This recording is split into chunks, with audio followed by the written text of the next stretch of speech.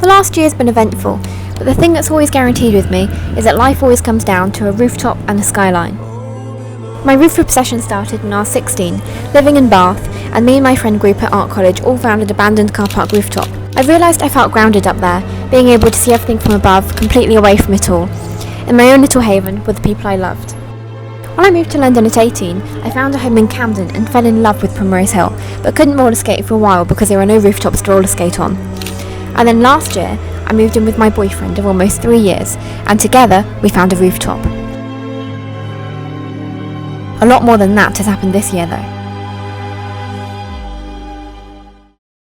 So let's get started.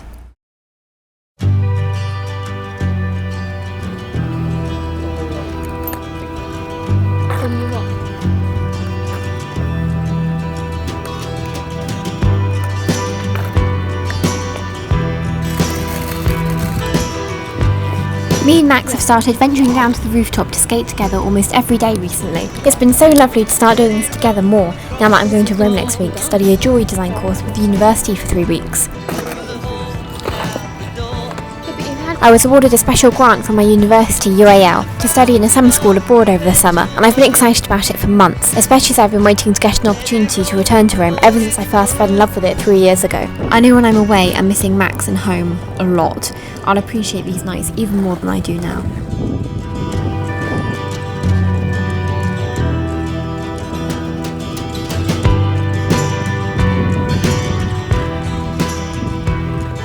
Where are we, Max? We're spending our evening having a roller skate on a slightly sketchy rooftop with the London skyline behind us. I'm roller skating, he's skateboarding, trying to remind me quite a lot of my first 16-year-old boyfriend. I was saying you're constantly trying to remind me of... No, don't worry, I'll bleep it out. Real ones though? Yeah. It's a bit sketchy up here, but the ground is very smooth. Should we ride down the loop? No, that's a terrible idea, we'll die. He means the loop in the car park. This part of town's a bit sketchy, but the rooftop is amazing. I always used to see fashion Instagram accounts, niche indie London fashion brands online when I was younger and I didn't live in London yet, with like amazing shots on random car park rooftops and get there, and I just thought, how are you doing that? Where are you getting this shot? Where are these random abandoned roofs in London? Well, they're here. We found one. We're on a roller skate.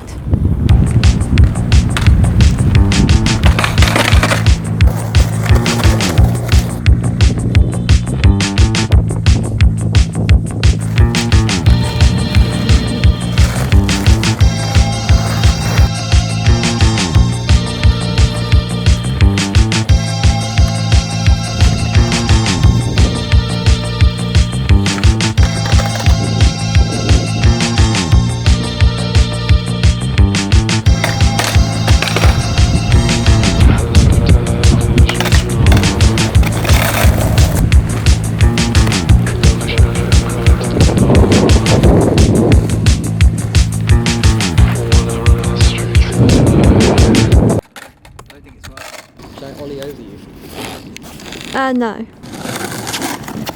Life has been quite draining the last few months, but it's also been incredible. On the one hand, this week marks 3 years since I went through one of the worst things that I've ever gone through. To add to the constant pain this causes me, it's left me with a recurring health condition that had its worst flare-up yet in December, causing me to be hospitalised 3 times in 2 weeks. It took me a month to get better, and it's been quite a blow to my confidence in life. Everything feels quite scary now, knowing I could get ill again at any time.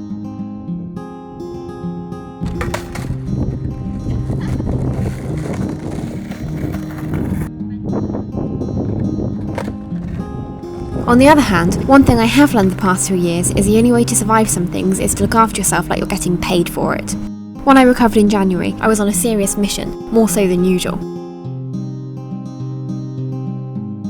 I finished my most challenging university project yet, and stepped majorly out of my comfort zone walking a catwalk.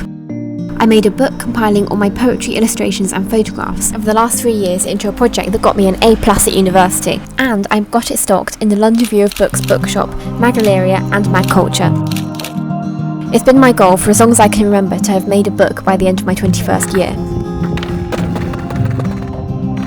My 22nd birthday is coming up in a month, and not only am I so proud of myself for managing it, I also never ever imagined I'd make something that would garner attention from the most iconic places in the country for publishing and possibly in the world. Moments like that give me hope and validation that keeps me going more than I can explain.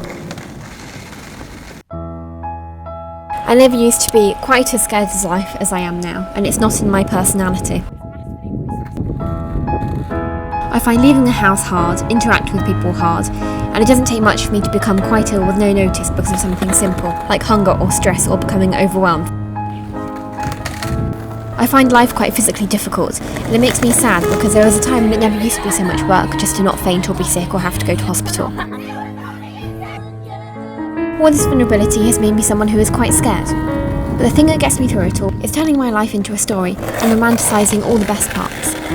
I really think that people underestimate how important it is to make everything you do as beautiful as possible, but it improves your quality of life because it gives you lots of little reasons to find life beautiful and worth it. I never want to leave London because there's no place for existential dread here. The lights and the puddles in London tell you that everything that should ever happen is always happening right now. I could never leave the lights. I think people who can never leave London are people who are quite scared of reality, whatever that is. But something I realised recently though, is that someone who is scared of reality is someone who loves life. And I've decided that as long as I love life, it's okay to be someone that's quite scared.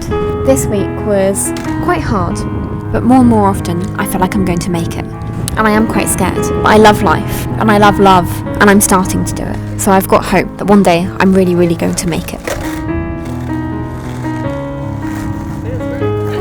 In the meantime, I suppose I'll see you in Rome.